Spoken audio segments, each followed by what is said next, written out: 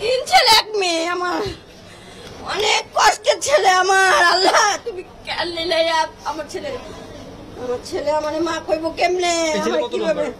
এটা আমার 3 নম্বর ছেলে।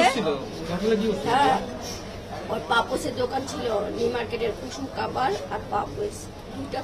নিজের দোকান? হ্যাঁ, নিজের দোকান ছিল। নিজের দোকান দিয়েই তো আজকে মরণ। চাকরি করলে তো কোনো আমরা মরতাম না। এর আগেও একটা ব্যবসা দিল, রোজার মধ্যে ব্যবসা দিছে, বিয়ে করছে। এখন টাকা তো দরকার বেশি, ওই বিয়ে করছে, ব্যবসা দিছে, ওইটা লস, 1 লাখ টাকা লস। এখন ওই তো এই দোকানটা খোলবার দেয় না, ই করতে দেয় না। এখনো মনে করেন আমার শেষ। আমি মারামারি করে ওই পুলিশটা মাইরা হারাইছে আমার পোলারে খামা খামা। মারামারিতে গেলে তো কারা মারবে?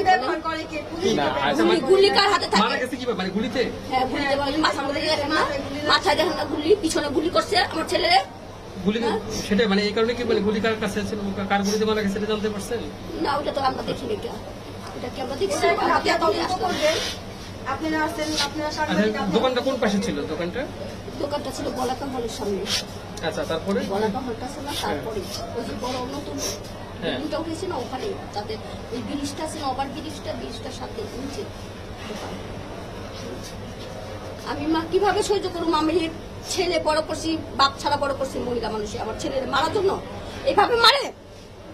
এইভাবে কি মানুষকে মারেনি? গরিব ছেলে এসে দেখে এইভাবে মারে? বলেন, গরিবের ছেলে দেখে কি কোনো দাম নাই, মূল্য নাই? তখন দোকানে ছিল না বাইরে যাচ্ছিল, মানে গুলির মধ্যে পড়লো কি? এটাই তো কথা, এটা তো আমরাও জানি না কিভাবে পড়লো, গুলির ভিতরে কিভাবে গুলি করলো। আসছিল কয়টার বাসা থেকে? বাসা থেকে আসছিল 10টা, সকাল 10টা বাজে বের হয়, 10টা বাজে সবসময়। এখন আমি তো কথা হয়েছিল কখন? হ্যাঁ, ছেলের সাথে কখন সর্বশেষ কথা হয়েছে? আমার সর্বশেষ আমি 1টা বাজে কথা বলছিলাম ছেলের সাথে। এর মধ্যে মনে করেন বাইরে এসে আমার ছেলে কাজের জন্য বের হয়ে, আজকে আমার পোলা শেষ, আমার পোলা নাই আমার সাথে।